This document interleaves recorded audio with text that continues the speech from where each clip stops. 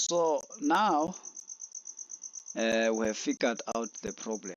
The issue that we were having here was the NLA unit, locating NLA unit, right? So what I came to realize here is that, you know, the H264 stream can actually come in two formats. For example, there is the Annex B stream format, which basically NLA units are identified using the start code prefixes, and then there's the AVCC H264 stream format, and that one is the most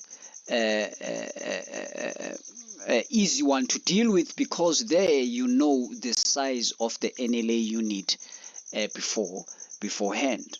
So the mistake that I was making was to actually assume that the stream that I was receiving was actually the one of Annex B, and unfortunately this is not an Annex B stream, it is an AVCC. So here, once I realized that I was receiving the AVCC and how the AVCC H264 stream is structured, I then changed my code to this. Here I calculate the size, which is calculated from the first 4 byte of the NLA unit, right? So I get read the 4 byte out of the stream, and then I convert it to an integer, which will give me the size of that NLA unit. And then the next thing, I create the NLA unit buffer, where I'm going to hold all the bytes of the NLA unit, and I have a method here that does that. And all I need to do is to give the bytes of the NLA unit, and the bytes of the NLA unit include the byte that describes the type of NLA unit and the size of the NLA unit, and obviously there's the length. So this is going to return me an NLA unit with all the bytes that are put in one of the properties of the NLA unit object. Does that make sense? And then I am able now, once I do this, I am now able to tell the type of NLA unit, and being able to tell the type of NLA unit, I will therefore know which process to use to pass that NLA unit. So this is what I'm doing now. But here now, in order to do the passing for get slice header, now we're getting closer to decoding this thing.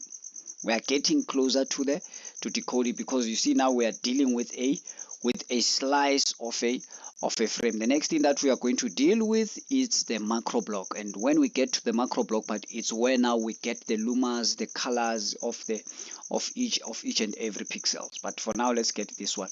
But here now, we are going to need the PPS and the SPS objects that we have passed there in the beginning. But the problem, we passed those objects and we didn't put them somewhere where we can actually get them later. So that's what I'm trying to do.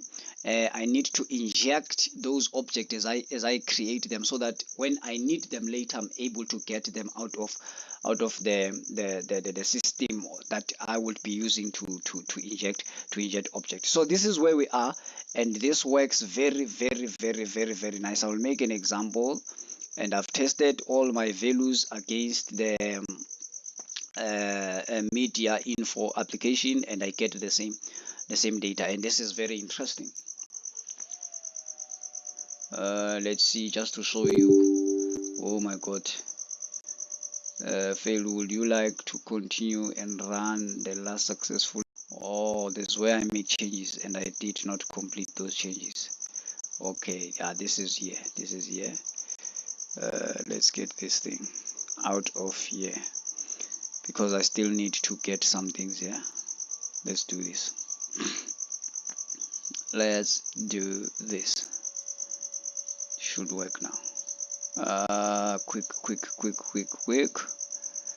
Let's see before I have issues here, because this thing that I'm using to record, it just sometimes stop recording. I don't know why. Okay, we're gonna skip this part. We're gonna skip this one. You see, now we have calculated the NLA unit, and this type of NLA unit is NLA unit 9, which is basically the access unit delimiter and it only has 1 byte in it. It only has 1 byte in it. Let's go to the next NLA unit. The next one is actually the non-IDR, non-instantaneous decoder refresh, and here are the bytes. So these are the bytes that we are going to supply to this method, for example to this method slice header, because those bytes, they contain the values of the syntax element that are found inside the slice header syntax structure, and then we'll pass and get the values for the slice header, which one of the syntax structures in slice header is frame number. That it will be the frame number that we are dealing with. It will be frame 0 for the first frame, frame 1 for the second frame, and so on. And then the other thing in slice header that we are going to get is the type of slice that we are dealing with. Are we dealing with an intra prediction slice or inter prediction slice, or the by prediction slice, and all those sort of things. But all that information is contained inside the slice header. Does that make sense? And this is actually working because I tested it against another application that simply does the same thing to get all this information. Does that make sense? So let's see what we are going to do with this information here. So now here we're trying to find a way to inject these object as we create them.